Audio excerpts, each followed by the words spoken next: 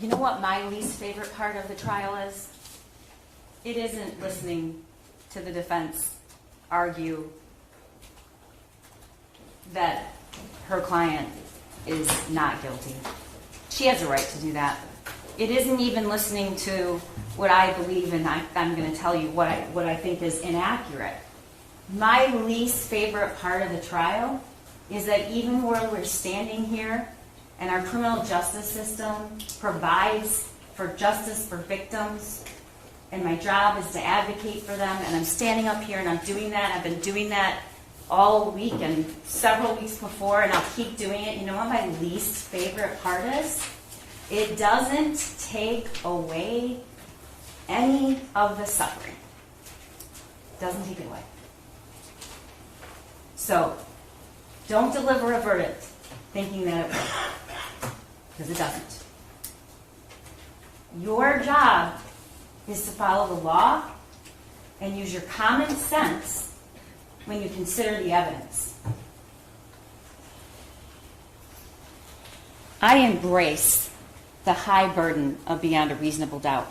I believe in it wholeheartedly, devoted my whole life to it. I embrace it. It's what we use for every prosecution in this country, every single day of every year, for decades and decades and decades. That's the burden we have. And it is not, despite what the argument is always, any possible doubt. You have to be 100% sure. If you're 100% sure, we probably don't need criminal trials.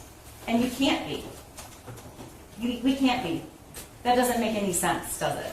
We can't get inside the head of people who commit violent crimes or any crime and decide what they knew and what they wanted and if they loved their kid. I hope he did. I hope he does, by the way. I assume he does. We all do. We all love our kids. That's not my job. It's not my burden. So I embrace my burden, but I'm not going to embrace something that's just not true. Because it is not true that I have to prove, and the people of the state of Michigan have to prove, what James Crumbley knew. It is not true that the people of the state of Michigan have to prove that he knew his son was going to kill somebody. We've talked about this before. If that were the case, he'd be charged with murder. That's not my burden. That is not what I have to prove.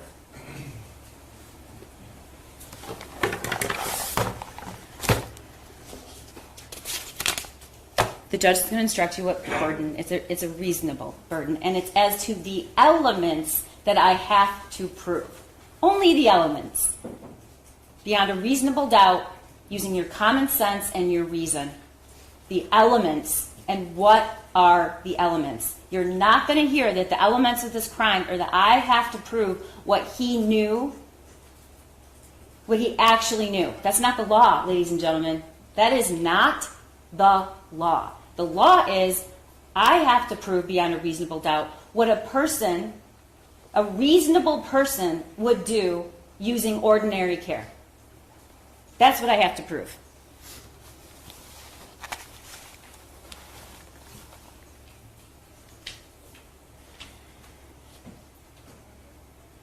There's a couple things I have to correct.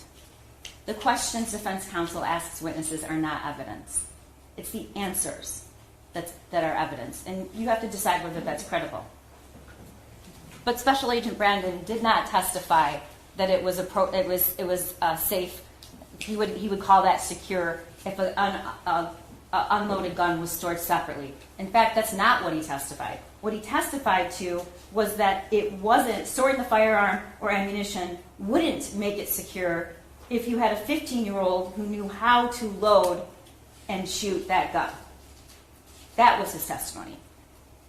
You did not hear from people at the school that they were not concerned. That was not the testimony.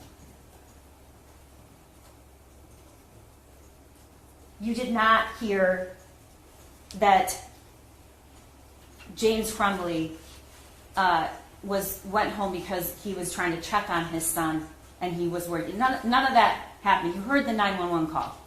You have to rely on what you heard. not the questions that were asked.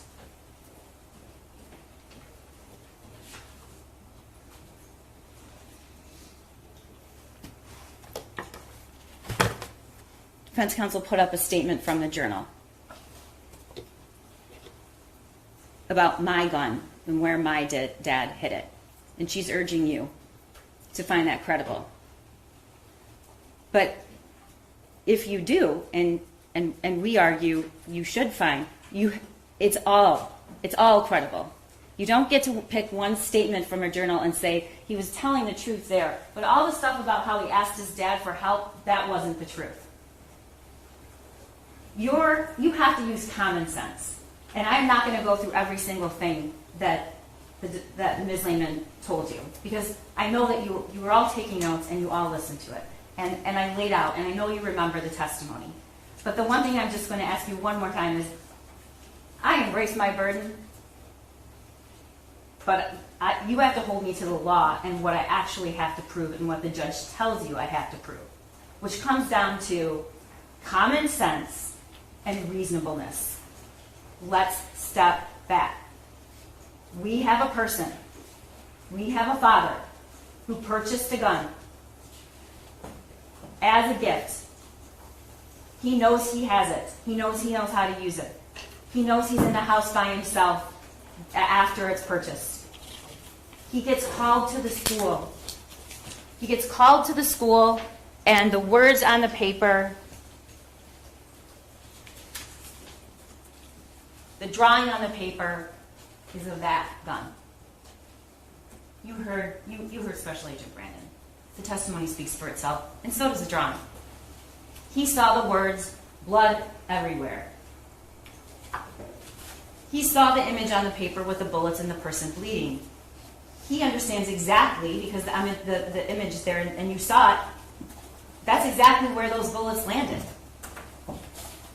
The thoughts won't stop. Help me. I want help, but my parents don't listen to me, so I can't get any help. And then that day, just hours before, help me. Use common sense. It doesn't make any sense to stand here and say someone had no idea that he needed help when he saw on the page, help me. It doesn't make any sense. Because any reasonable person, which is the standard you have to use, using ordinary care, would know that. Because it actually says, help me. The world is dead. My life is useless. Those messages you saw, that's exactly what he thought. We know what was going on because of the messages in this journal. And then we know there was a cable lock. You did not hear any testimony about who owned that gun and whether that lock was used or another lock was used. But you do know that whoever purchased that gun had to be 21 years old. You do know that. We've been telling you since this case started, it would take tragically small things to prevent these deaths. And you are hearing a lot about how to store a weapon. And the truth is, this has nothing to do with a safe storage lock, and you don't have to lock a weapon up to make it secure. There's lots of ways to make it secure.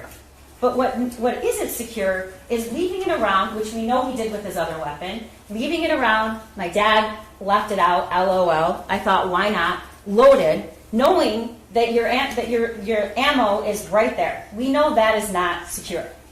But let's talk about one of the ways that we can prevent access to minors. This is the murder weapon. This is the gun. We know we presented evidence of this. I'm going to put it right on the table. This is a cable lock. This little piece of cord. This is me inserting the cable lock. We know that a cable lock was in the home. We know it was provided. This is me inserting a cable lock.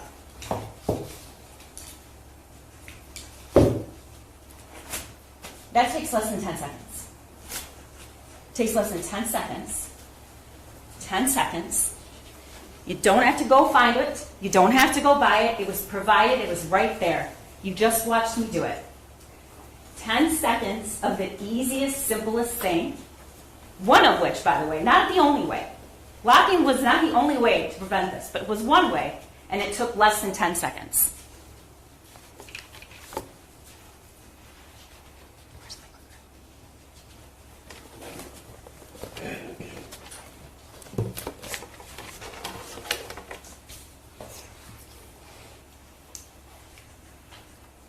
Let's talk about the gun being hidden.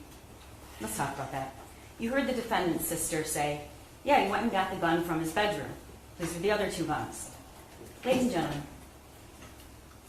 the guns were kept in the bedroom. The family was there when she was told that, and everyone knew. The guns were kept in the bedroom. This is where he says he hid the gun. The armoire. This is what it looked like that day. Wet towels folded over it. It wasn't even closed. He says it was in the armoire under some jeans. This is not hiding a weapon. This is just where you kept it. It is not reasonable to conclude that a 15-year-old who spends all kinds of time in the house alone would not know where it was, because it wasn't hidden. This isn't a case where we have a parent who hides a weapon far out of reach from a child who couldn't get to it, doesn't know it exists, ammunition in a totally separate spot. The kid, that's not this case. It's reason and common sense is what we have to use.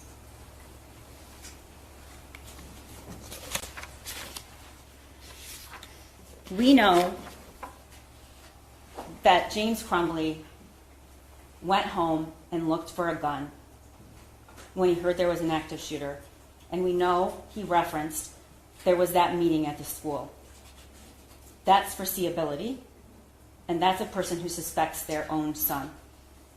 And that is what I have to prove. Foreseeability to an ordinary, a reasonable person using ordinary care. This case is not a statement about guns. It's not a statement about parental responsibility. It's not about kids doing kids things. The kids on November 30th in that building were doing kids things. Hannah, Madison, Tate, Justin, they were going to class. They were talking to their friends. They were dancing in the hallway. Those are kid things. Parenting is the hardest job that we'll ever do. The hardest job, and one of the most important ones, but it's exhilarating and joyful and the best experience of our lives.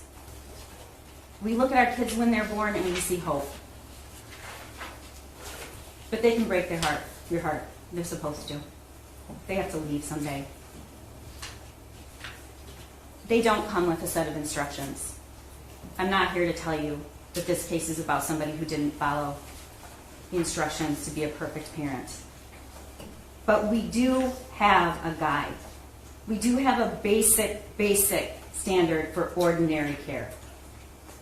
We all have doubts about our kids. We all worry every minute of every day that they're going to do something or something's going to happen to them, and then it might be because of something we did or we didn't do. We are not responsible for everything our kids do. This prosecution in this case is not inconsistent with that. It just isn't. This is a very egregious and rare set of facts. We do have a measuring stick, ladies and gentlemen, and it's the law.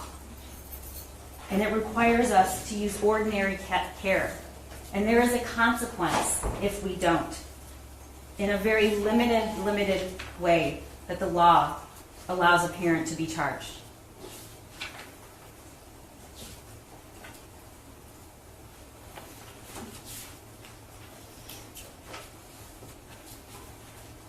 Your job now is to go back there and use your reason and common sense and follow the law. That's what your job is. You listen to all the evidence, and at the end, you will conclude that James Crumbley failed. He might love his kid, I hope he does. But stick to what I have to prove. Stick to what I have to prove. And remember that he didn't just fail in his duty to his son. He failed in his duty to protect Hannah and Justin and Madison and Tate. And I don't say their names to evoke sympathy. I say their names because they matter. They matter. And that is why we are here. We are absolutely here about what happened in that school that day. Because if James Crumbley had done even the smallest of things, like the 10-second cable lock, or gone home, or took responsibility for his kid who was in trouble, those kids wouldn't have been shot and killed in that school on that day. I have met my burden. Mr. Keese and I, the people of the state of Michigan, have met the burden to find James Crumbley guilty of 4 counts of involuntary manslaughter. And I ask you to return that verdict. Thank you. Thank you, Prosecutor.